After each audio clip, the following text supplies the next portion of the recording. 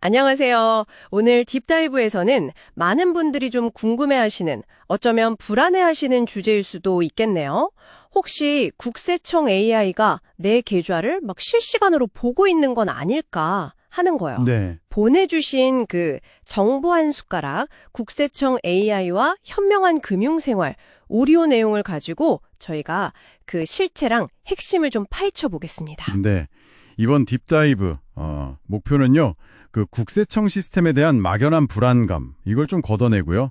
여러분들이 금융활동에서 뭘 조심해야 하는지 아주 실질적인 정보를 얻어가시는 겁니다.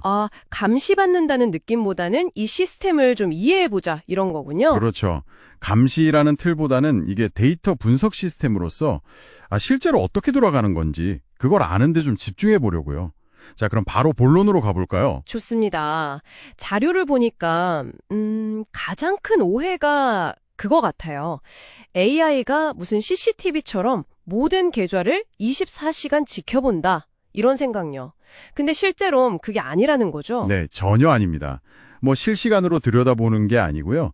그 방대한 금융 데이터 속에서 뭐랄까 평소랑 다른 패턴, 그러니까 이상 징후를 찾아내는 시스템이에요. 이상 징후요? 예를 들면 어떤 걸까요? 예를 들어서 신고한 소득에 비해서 신용카드 지출이 갑자기 너무 많다거나 아니면 뭐 특별한 소득 변화가 없는데 갑자기 고가 자산을 확 샀다거나 이런 식으로 데이터상에서 좀 튀는 부분을 잡아내는 거죠. 아하. 개별 거래 하나하나보다는 전체적인 자금 흐름, 그 큰 그림을 보는 겁니다. 근데 여기서 정말 중요한 게 있어요. 국세청이라도 아무나 계좌를 그냥 막 볼 수는 없다는 점입니다. 맞아요. 그게 바로 금융실명법 때문이죠.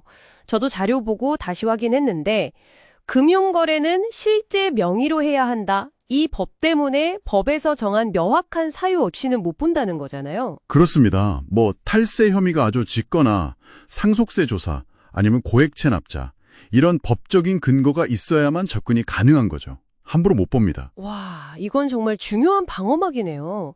근데 또 하나 궁금한 게 그 1,000만 원 이상 현금 거래하면 무조건 국세청에 보고된다. 이것도 좀 오해가 많은 것 같아요. 네. 그것도 많이들 그렇게 아시는데 그것도 좀 다릅니다. 고액 현금 거래 보고 CTR 제도인데요.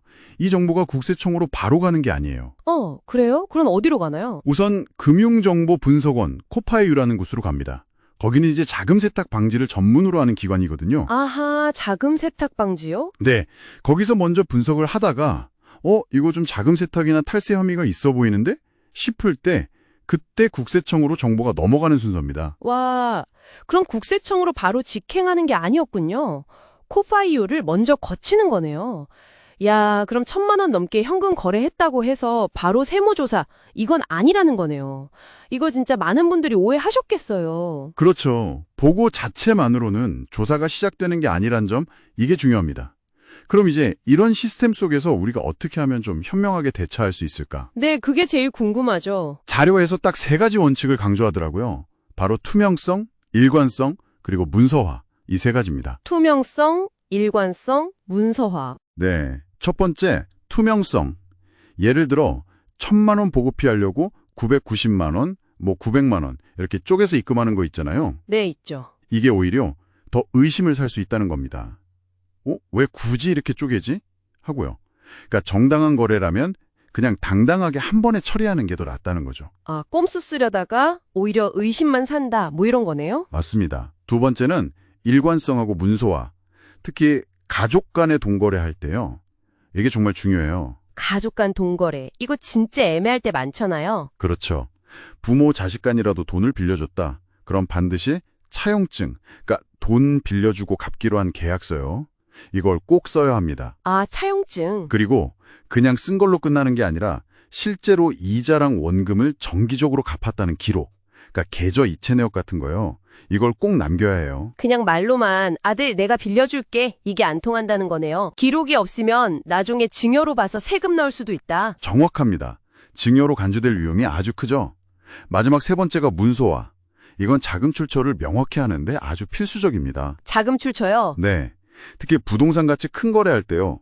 계약금부터 중도금, 잔금까지 이 모든 돈이 어디서 나서 어떻게 오갔는지 그 내역을 한눈에 볼 수 있게 거래 전용 통장 하나를 쓰는 게 아주 좋습니다. 전용 통장. 네. 나중에 혹시라도 자금 출처 소명해야 할 때 이 통장 내역 자체가 아주 강력한 증거가 되거든요.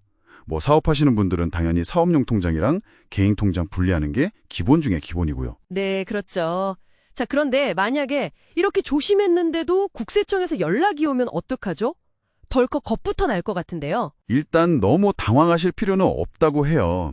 자료에서도 강조하는데 초기 연락은 보통 해명 안내문 형태로 온대요. 해명 안내문, 소명할 기회를 주는 거군요. 그렇죠.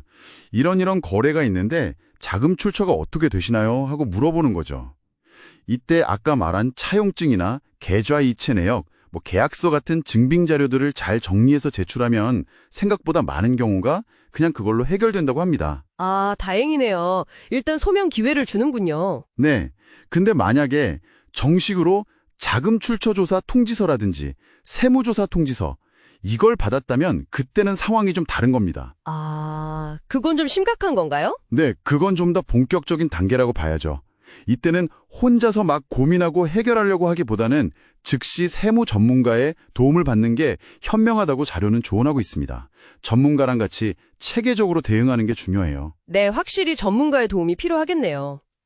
자, 그럼 오늘 딥다이브 내용을 좀 정리해 볼까요? 네, 결국 국세청 AI라는 게 뭐 막연히 두려워할 대상은 아니다. 그보다는 그 작동 원리를 좀 이해하고 평소에 내 금융거래를 투명하게 기록하고 관리하는 습관, 이게 중요하다는 거죠. 맞아요. 자료에서도 말했듯이 이런 철저한 기록 관리가 결국 나를 지키는 셀프 보험 같은 거네요. 정확합니다. 투명한 기록이랑 문서화 습관, 이게 단순히 세금 문제를 피하는 걸 넘어서서 여러분의 재정 상태를 더 명확하게 파악하고 관리하는 데도 분명 도움이 될 겁니다. 피하는 차원을 넘어서서요. 여러분의 금융 생활을 더 자신감 있고 또 전략적으로 관리하는 데 어떤 도움을 줄 수 있을지 한 번쯤 생각해 보시면 어떨까 싶습니다. 오늘 딥다이브는 여기까지입니다.